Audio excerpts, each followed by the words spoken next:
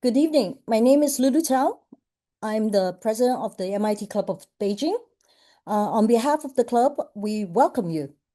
We welcome fellow MIT alums, friends of other schools, and I understand that we also have various faculty, counselors, and teachers of the different universities and schools who are joining us tonight. And in addition, we also have a couple of the high school and various students, who are currently studying at school. So what a big, warm welcome. And we also have a couple of people here on site here in Beijing. Uh, New faces. We love it. Uh, we're thrilled to have Dr. Agustin RAYO, MIT Professor of Philosophy, Kenan Sahin, Dean of School of Humanities, Arts, and Social Sciences, to share with us on higher education in the age of AI. Our agenda tonight is very simple and straightforward. Talk followed by Q&A discussion. So Dean Augustine will speak to us for about 30 minutes or so. And then for the remaining of the time, there we will invite Q&A and discussion. So our end time for tonight will be around 9 o'clock. And we invite questions from all of you. And to do so, to make sure that the webinar runs smoothly, we ask you to please send in your question via chat. And in addition to sending your questions, if you can just please put on your name, where your organization and your role. So then we give a little context on how it is. But yeah, we look forward to seeing or, going through your questions in the chat. So without further delay, I invite Dean Augustine to join us, please. Dean Augustine? Hello. Thank you so much, Lulu. I'm so excited to be here. I apologize that it is on Zoom rather than in person, but I'm excited nonetheless. So let me share my screen.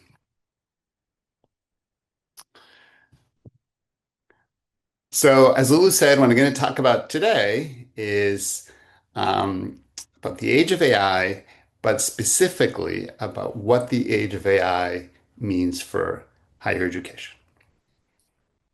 So Lulu mentioned that I am the Dean of the School of Humanities, Arts, and Social Sciences. You might be wondering, uh, what is the School of Humanities, Arts, and Social Sciences?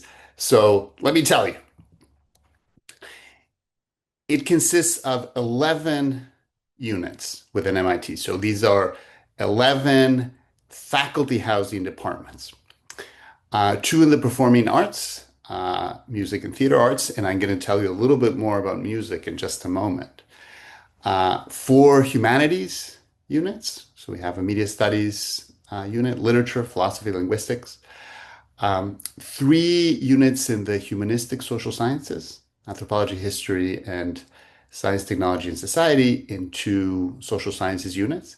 And then in addition, we have a bunch of labs and centers. So two of the bigger ones of the humanities are global languages, which teaches non-English languages, including this incredible Chinese program. And we have a women and gender studies program. And then on the social sciences side, we have the Jamil Poverty Action Lab, which I would like to tell you more about if there's time, maybe during the Q&A.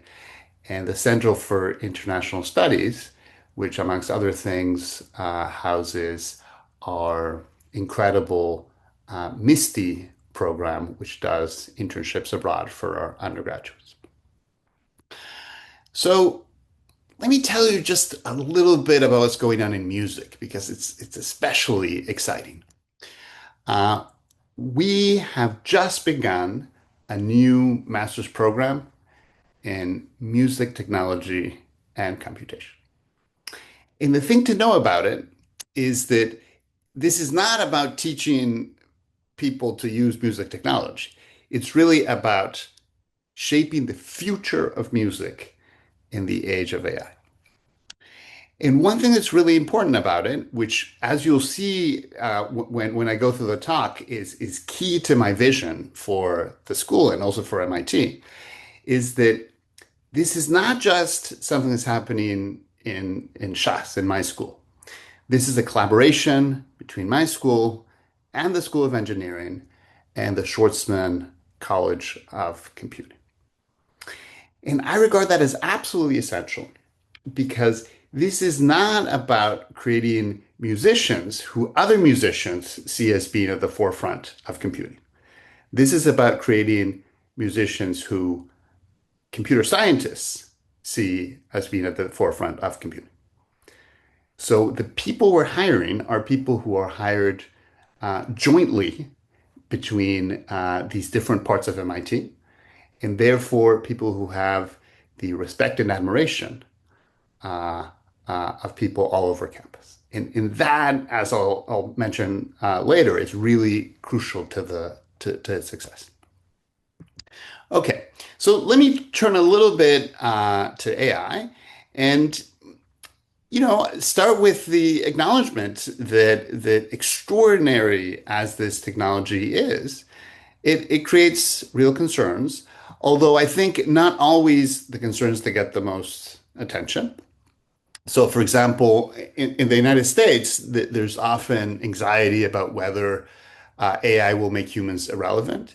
I do not believe that is true. I believe that AI will make clear and underline the very things that make humans special, in the same way that calculators and computers have not made humans irrelevant. But I think that there are real things to worry about, and here's a list. I put a square around job loss because that's something that worries me especially. And it worries me especially in the context of higher education because I think that AI is going to completely change the job landscape. Just to give you an example, if you run a law firm, then people with entry-level positions, uh, at least in the United States, are asked to do work that AI could do much better.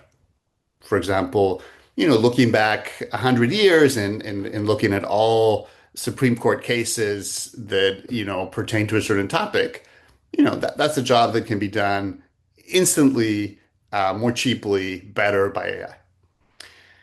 But if a law firm doesn't need entry-level positions, then how are we going to train the next generation of smart young people to be extraordinary lawyers? And, that's not just law firms. That is a huge array of white collar professions.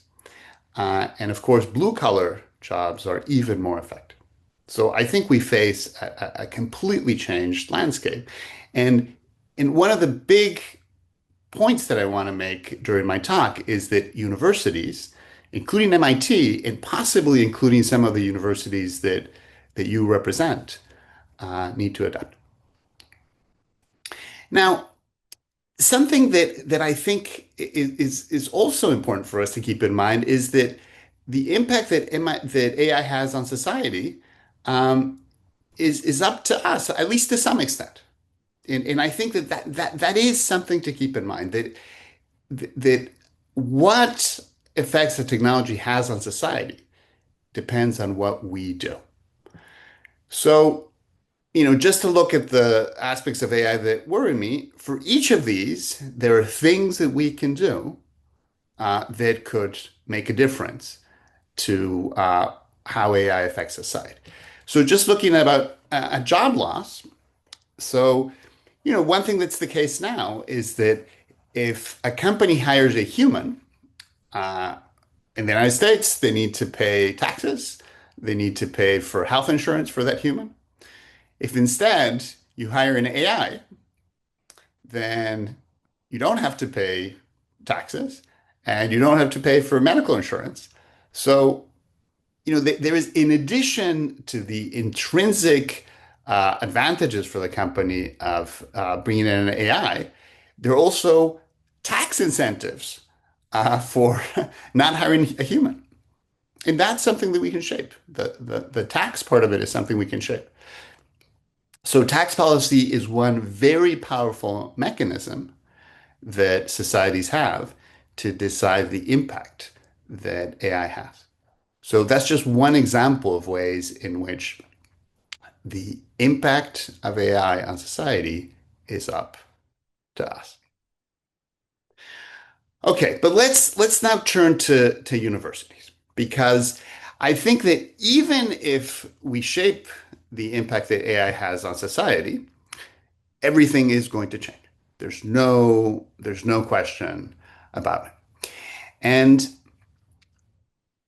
we need to make sure that universities continue to bring value to students. One thing that worries me very, very deeply is that we will be in a situation in which the world's best minds decide that it is not worth their while to spend time in university before joining the labor market.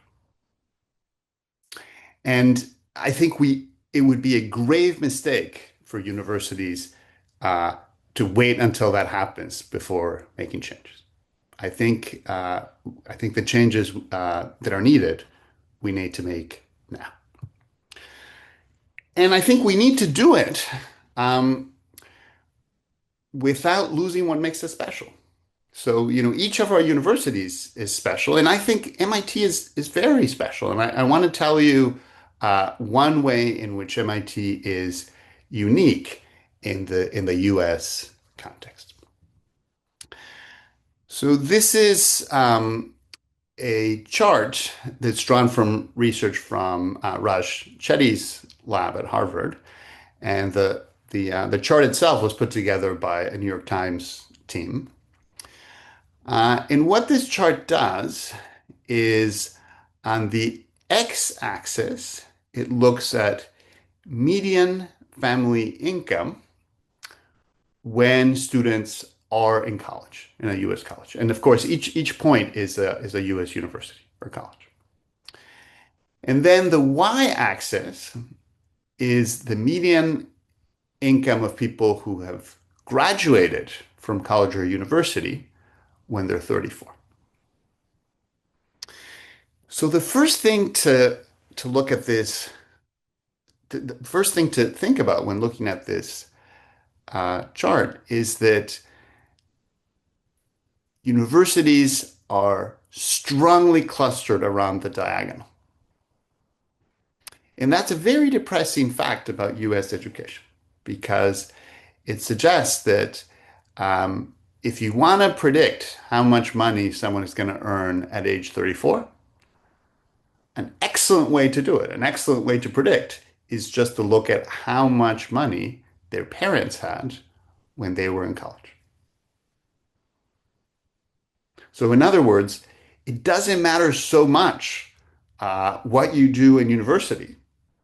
A lot of what happens is determined just by the income level of your parents. And that's a bad feature of US education. Okay, but now I want to ask you to look at MIT's positioning on this chart. So MIT is indicated there, and the yellow dots or the gold dots, those are all Ivy Plus universities. So the Ivy League plus Stanford and MIT, and maybe one more, I forget which one, maybe Chicago. So as you can see, the Ivy Plus universities very much lie on the diagonal. In some cases, they do worse in terms of social mobility, but not MIT. So MIT, the median MIT student is from a poorer family than any other Ivy Plus school, and they do much, much better. The median MIT graduate does much, much better at age 34 than the median student from any other Ivy Plus school. So in the United States, MIT is an extraordinary engine for social mobility. And in a very special way, because if you look to the left of MIT, you can see four schools that do even better in terms of social mobility. Those are all pharmaceutical schools or maritime institutions. If you wanna go into merchant shipping, that kind of school. So so there are paths to social mobility in the United States that go through college, um, but these are non-elite jobs. So when it comes to elite jobs, and in particular elite technology jobs, MIT plays a very important role in American society. So when we reimagine higher education, it's very important to me that we do so in a way that does not lose this very special feature of MIT. And of course, it's no secret what that is. It's that we admit poor students who are extraordinary, who are extraordinarily talented, who are extraordinarily hardworking, and we turn them into first-rate engineers. So I think that the way forward is not to change that recipe. Um, so how do we do this? What does the university of the future look like? Well, the first is that I think a lot will depend not exactly on, what classes are offered, not exactly on the curriculum, but on whether we have in place an extraordinary learning ecosystem. So I want MIT to continue to be a place that attracts the very best students so that when students are at MIT, they're surrounded by all the other great students. Because that environment is part of what really leads to extraordinary ideas. And I want us to have the world's best faculty so that these students are guided and inspired by these incredible minds. And I want us to have this great infrastructure so that the only limitation to students' progress is their own ability. So I think that building an ecosystem is really important. The second thing is that, as you all know, things are changing very quickly.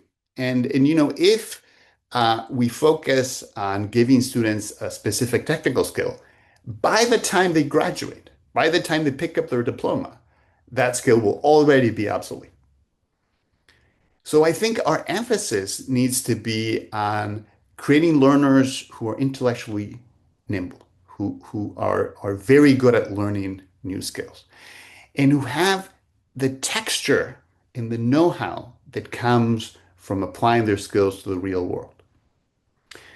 And we need to cultivate the human-centered aspects of students' work because those are the aspects that are going to really shine in the age of AI.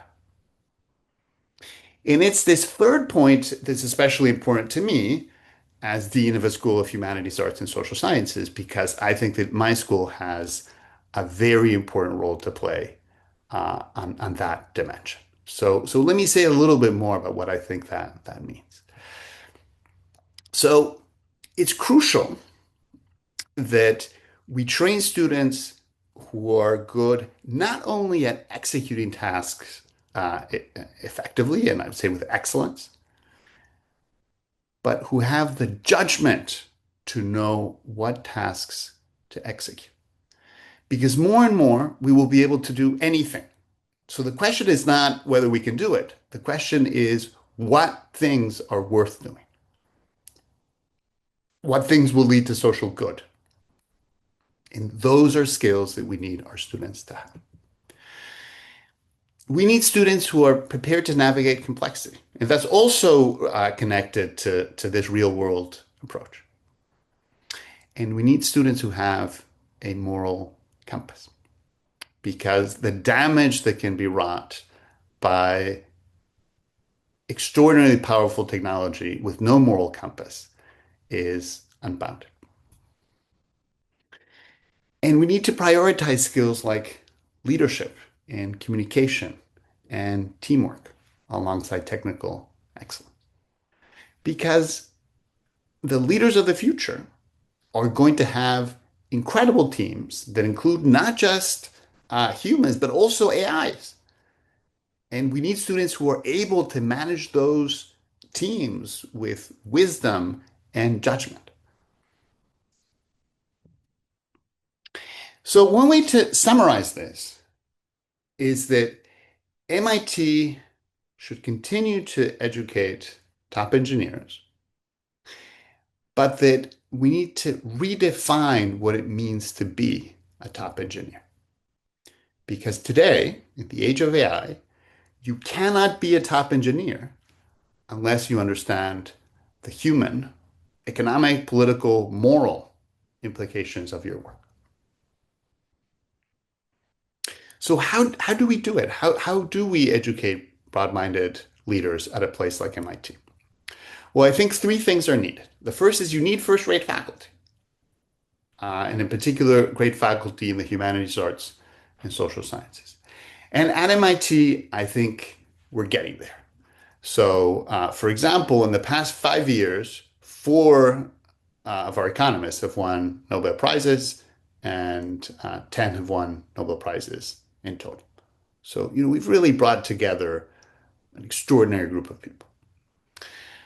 A second thing that I think is important is to make sure that students take classes in the humanities, arts, and social sciences.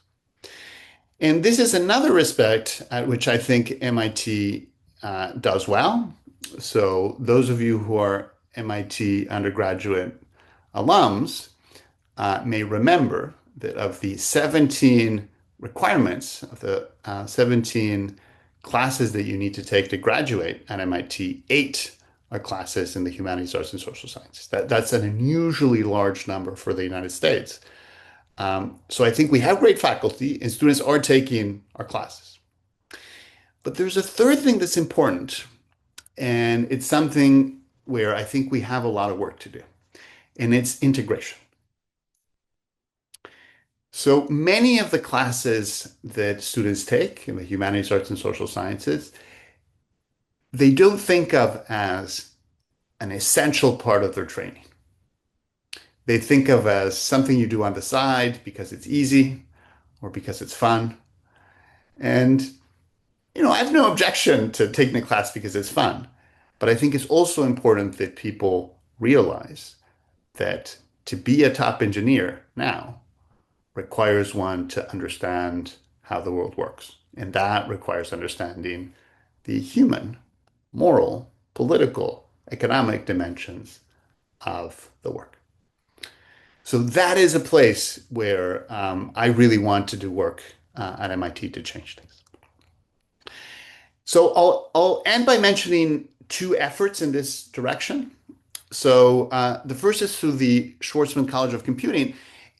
It's possible that not everyone know about the college. So this is an extraordinary effort that MIT has put together over the past, I don't know, maybe 8 years. I'm now forgetting, to really put computing at the center of all that we do.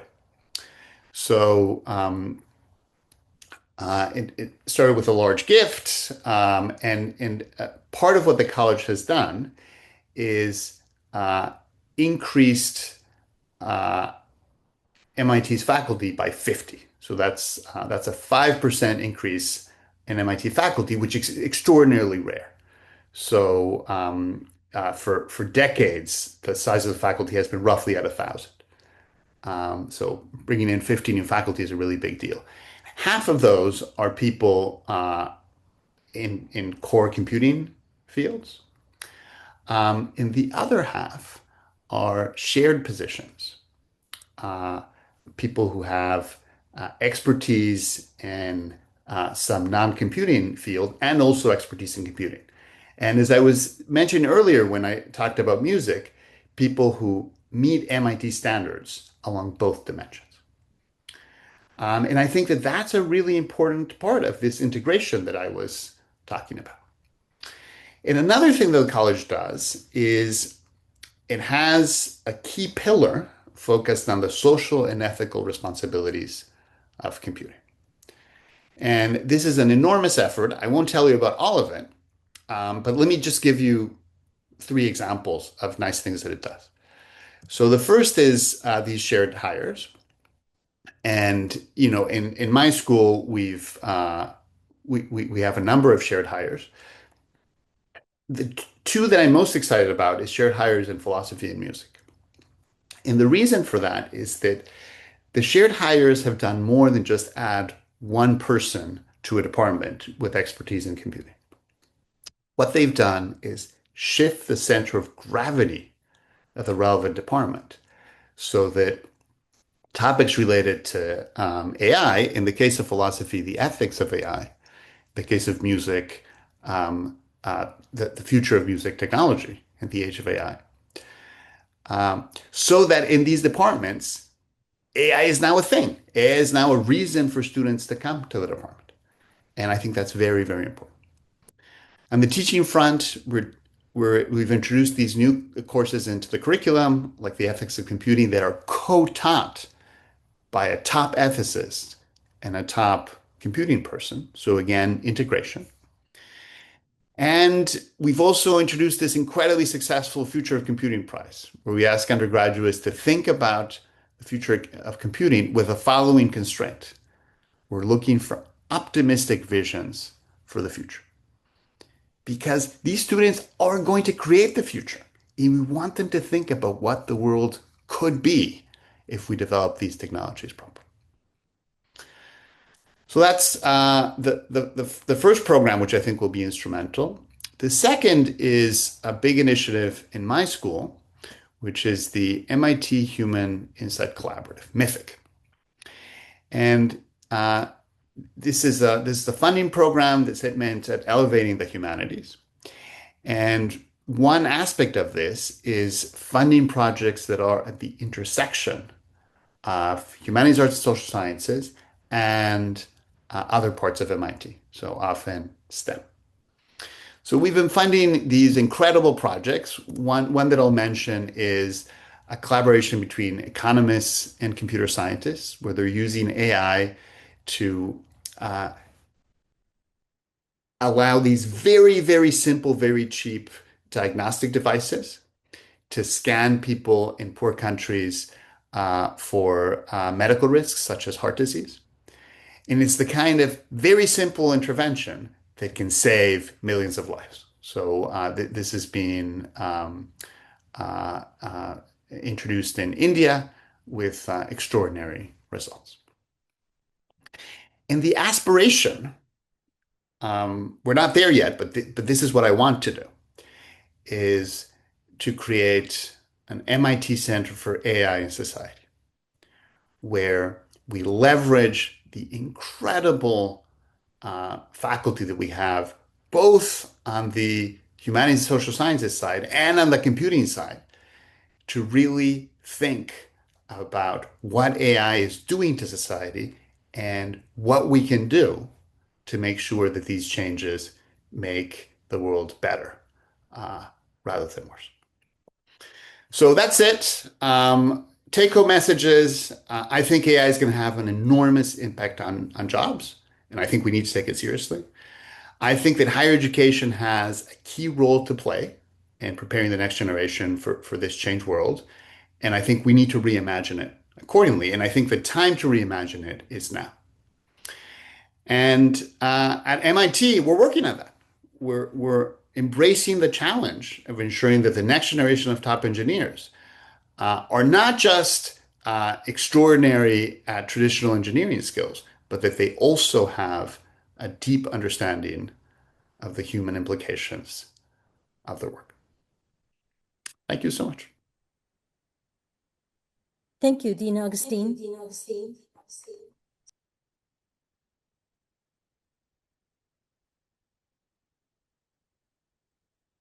No, please feel free to submit your questions via chat. Uh, and and I actually would like to begin a question with a question, Dean Augustine. Dean Augustine, you share with us about cross departments, cross discipline collaboration. How about cross schools? Um, is there any chance, how some of the schools in China could be, working with MIT on possible collaborations? Wow, I think you're totally right. I am blown away by the energy that China is injecting into research and higher education. And, I think that it is in everyone's interest to engage. Quite frankly, I worry that if universities like MIT don't engage, we're going to be left behind because of all that's going on in China. Now, geopolitics make it hard. I feel like scientists and researchers want to collaborate, but the political landscape is difficult. So I think we need to be thoughtful about how we do it. I think this is a challenge, but I think it's a challenge that's worth embracing. Great. Thank you. Thank you. Very much understand. And maybe we can start by these sharing sessions and then get an understanding mutually and then see how we can, build a bridge and one by one, point by point, drip by drip, and we'll build a river along the way. Very much agree. Very much agree. And and we have a question from Eric Chang from Taipei, actually. Can you say more about the future of computing price? And is it for students, faculty, etc.? The future of computing. The future of computing prize. Yes. Oh, I would love to talk about the future of computing prize. So it is only for students, but maybe it should be for everyone. I like this question. So right now, it's for students. It could be graduate or undergraduate students. And part of the reason this has been a great success is that it's not just a situation where students submit their essays and a winner is announced. We have a very nice dinner once a year, and we invite the finalists to give presentations to the entire group, and it's over 100 people who gather on their essays. And, the students take this very seriously, so often the presentations just go beyond the essay.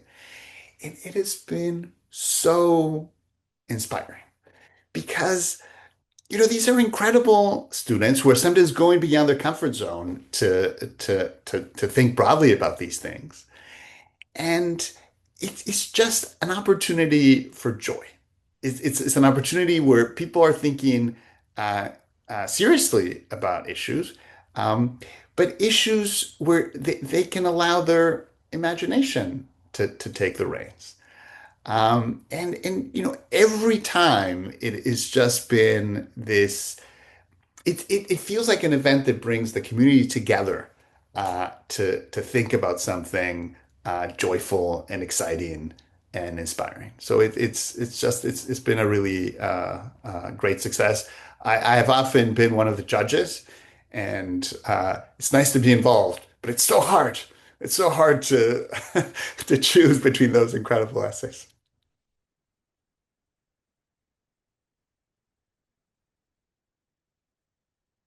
Thank you. And there's another question from Wolf Meng. And the question is, will music created with technology lose its soul and random, unpredictable imagination? Bach music has math pattern inside, but not design. So right. Ah, this is something that I worry about too. But I there was recently a concert at MIT that really changed my view about this. So one thing that I'm very excited about, and if any of you are on campus, you must go see it, is our new music building. So we recently built this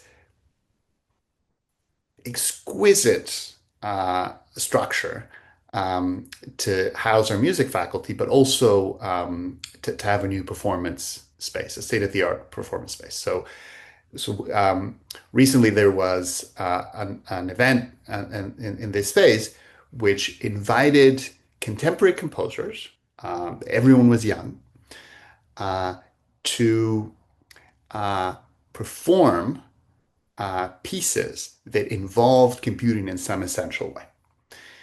And I want to confess that when I was invited, I was very skeptical. And I was skeptical for exactly the kind of reason that the question brings up. I just thought that this was going to be music that was going to, be technically interesting, but that was going to lack a soul.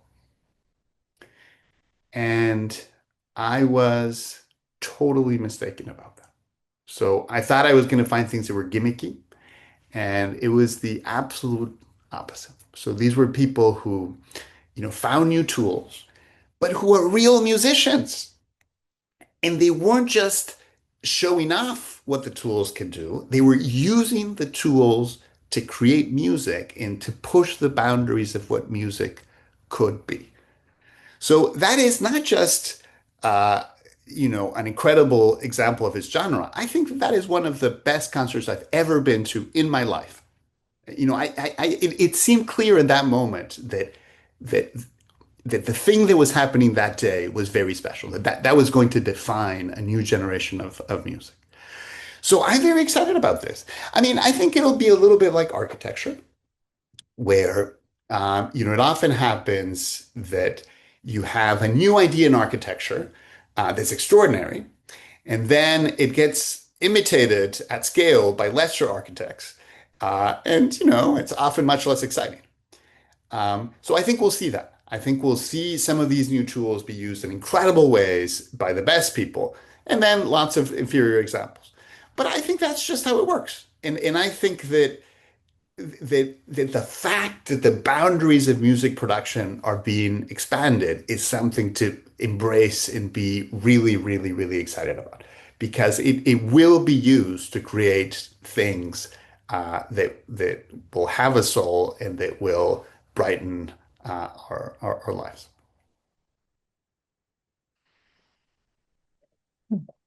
And this is a question from a MIT alum, Liao Yuanbao. He says, I work at the intersection between AI and education. I'm curious about what our school is doing utilizing AI to improve education. What more is coming, as well as what are the implications and potential pitfalls of using AI in education? I think we're behind. I think so. So let me, just start by distinguishing between two things. So, thing one is how higher education itself adapts to a society that's been changed by AI. And that was the main thing I was focusing. But there's a different thing, which is what are the best pedagogical methods in the age of AI? So, for example, how do we get our students to not just farm out the work to AI and stop learning?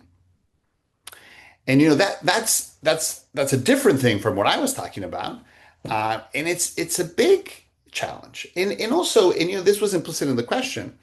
Ideally, we we want to not only have um, we want to not only prevent AI from ruining the experience for our students, we also want to use AI to enhance the pedagogical experience of our students. And I think that's where I don't think that we at MIT really have a solution. So I think that we're still in stage one. We're still like all uh, in a panic about what AI is doing to students. And I think in many cases we've just reverted to in-person exams, often in-person exams written with a pen and paper. And just doing that as a way of making sure that our students are being evaluated rather than having an AI be evaluated. But I think that that's just a temporary measure. I think that the way to do this properly is to uh, embrace the fact that AI will be part of our students' lives, and then teach them to use AI to empower their learning and to have them produce better work than they would have produced without it. And one good example of this is calculators. So, calculators change the way we do mathematics. I mean, to say nothing with spreadsheets. because skills that used to be important, like being good at performing computations, became much less important. Um, but it didn't destroy mathematics. On the contrary, it freed our minds to do real math, to think about proofs and to think about mathematical concepts rather than having to spend so much time on computation. So I think AI will do the same kind of thing at scale. I think that uh, things that were really important to learn will become less important because those are things that can be farmed out to AI. But we have to not neglect the other side, which is, what are the skills that AI now frees us to focus on? And how can we get our students to really lean on those skills? I think that the solution to that is probably very discipline specific. So the advice that I give faculty is that don't wait for MIT to give you university-wide guidance about how to do it. Think about your class and in your specific subject matter, what are the things that humans can do that AI can't do, and what are exercises and assignments that will bring out those skills from your students. And, does it make sense to ask them to use AI or maybe not use AI in your class, depending on exactly how you're going to go about it? But I think that's going to take time. I think that's going to take us many years of trial and error to perfect. And one thing that I'm especially worried about is writing, because learning to write is in many ways learning to think. And AI is so good at writing that I worry that there will be a generation of students who will not acquire the skill of writing and therefore be limited in their ability to think. I think it's a big challenge. So again, for now, we're asking students to like write longhand. Um, I think we're going to get better. I think we're going to find other ways to do it. But I think that is one good example of the challenges that we face. Oh, that's so interesting. Because I have recently just read an article from the New York Times that asking us the title of the article is Who Writes Better, AI or Human? And it gives us six passages. Whole four of my selection was AI. Yeah. I saw it too. It's Moving on with the question. This is an interesting question, and from an interesting group. It's from a bunch of high school students from the school of Tsinghua affiliated high school called Daoxianghu. Huh. There are a bunch of great. And it says, what is your take on copyright problems from the big AI companies using copyrighted works without the permission of the authors? And then what do you think, and who do you think should own those generated contents from these AIs? Well, I'm personally affected by this. So one thing that happened to me is that there's a group that illegally took my book and many other academic books and put it online. And as a result of that, my book and many other books were used to train some of these large language models. And that means that my work was used without my permission and without compensation to train these models. So, for me, it's not theoretical.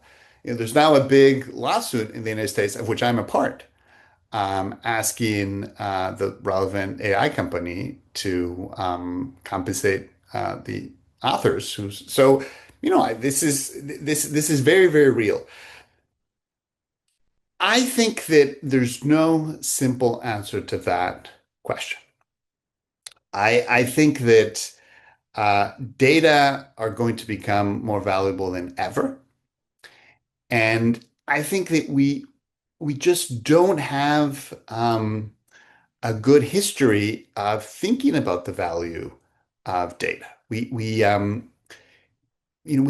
have nothing to go on for how to value these things.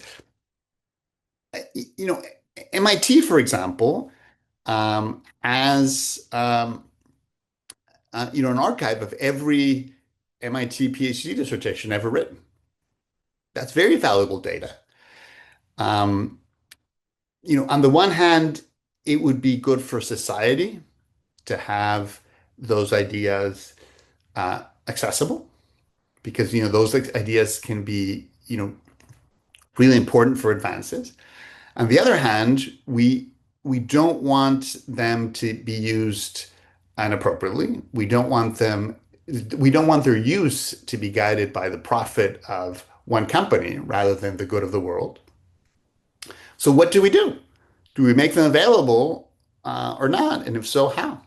I think these are very difficult questions, and I think that it it can't just be to say yes, we'll make it available, or no, we won't make it available. I think there's just a lot of nuance. So my answer to your question is I don't know. This is something that we're going to have to figure out, and that we're probably going to have to figure out on a case by case basis, while making mistakes along the way.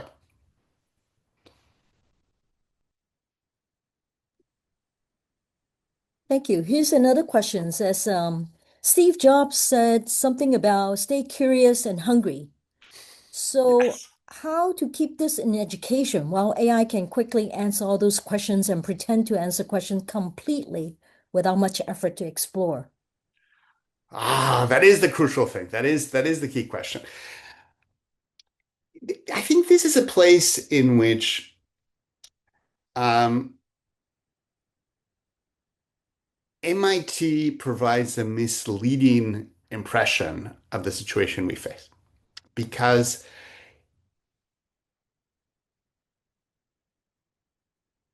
there is 5% of learners who will learn under any circumstances and retain that hunger. So the very best students around the world won't be affected by these changes. This is only going to speed up their learning.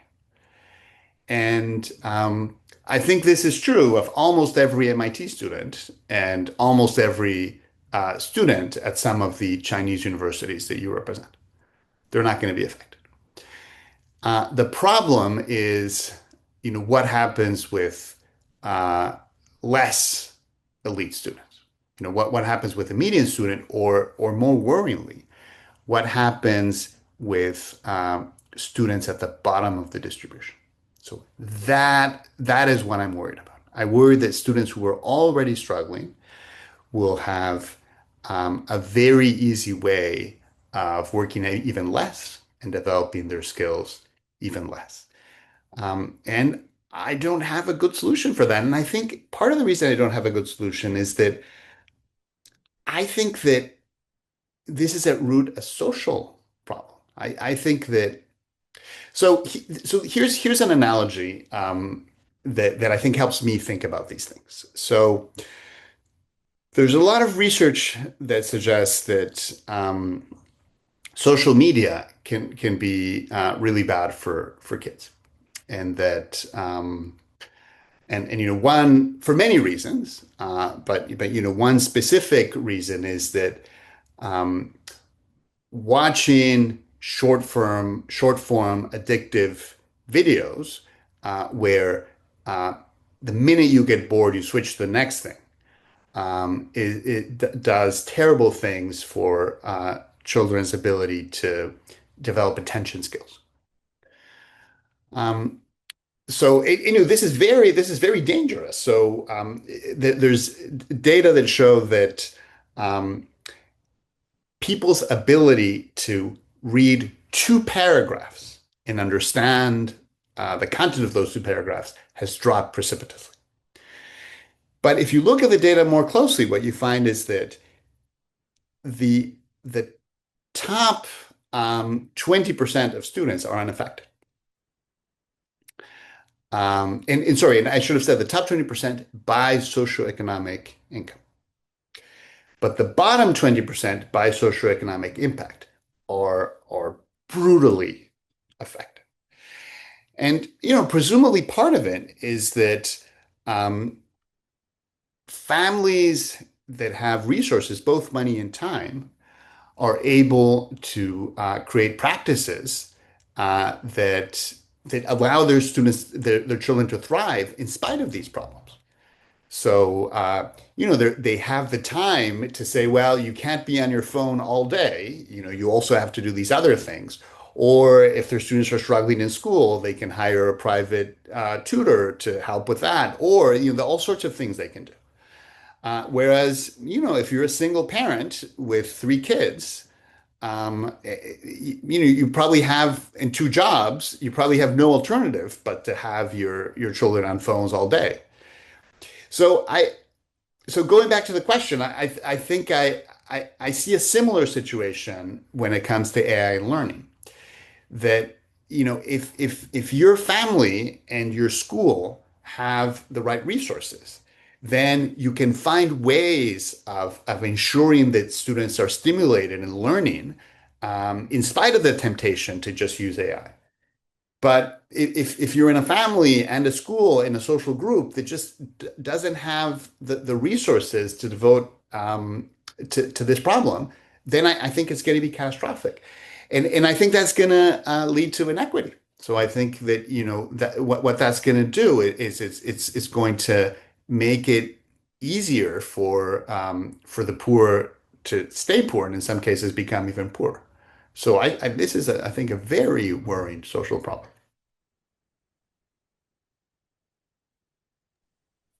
And a question from Maria Kellis. You mentioned that one of the key goals of higher education in the age of AI is teaching students how to keep learning and apply knowledge in real-world contexts. Wait. Now, could you share with us a concrete example of how MIT is adapting its teaching or curricula to develop that capability in students? Well, the things I can point to are not yet as transformative as I'd like. So I think that this is a work in progress. But let me give you one example. So as part of SERC, the social and ethical responsibilities of computing, we have an initiative called experiential ethics.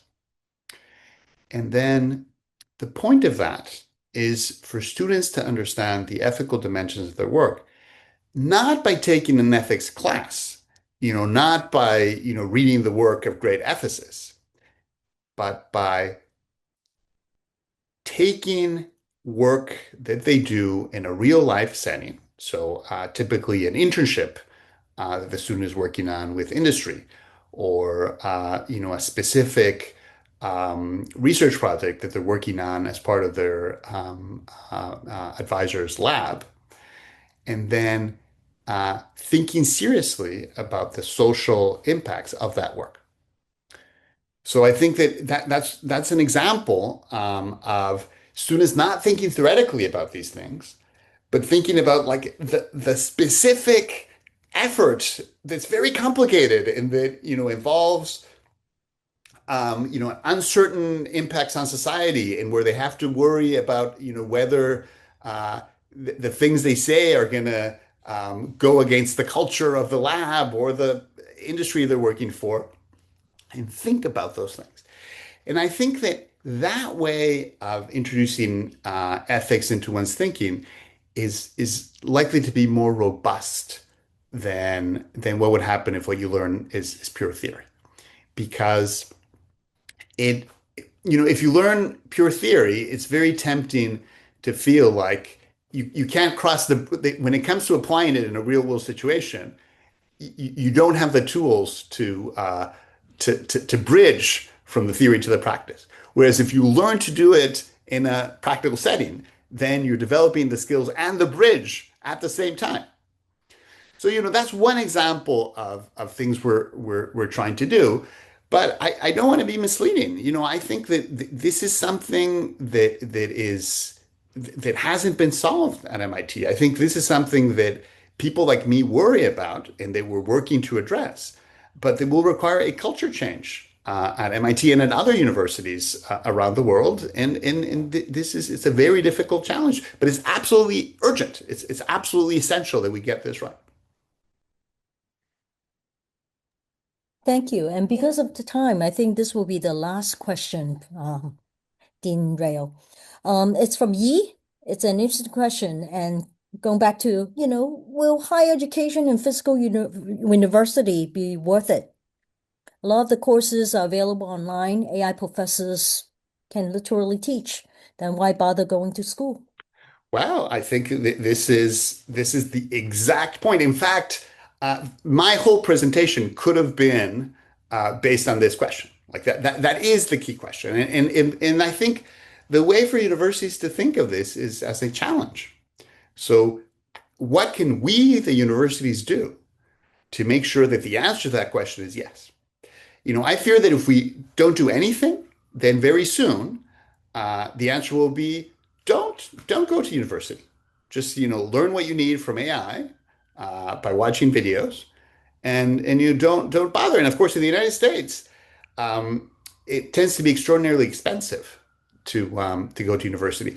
Not MIT, I would add, where you if you come from a poor family, you don't pay anything. But for most U.S. schools, it's very, very expensive. So why go into debt for decades when you can pick up the skills you need online using an AI? So I think the way to think of this is having a highly educated population is good for society because it means that the same people can do more. The same people can do work that's more creative. The same people can do work that is more far-reaching, that better understands the long-term effects on society. So we have an incredible opportunity to make sure that, like the generations of the past that have gone to college and have done good things for society, that the future um, the future leaders of society also have those expanded minds, also have minds that are broad and cosmopolitan. So how do people like me manage to do it? And this is what we're thinking about. This is the very challenge that I'm trying to address. And you can think of this talk as a progress report from MIT.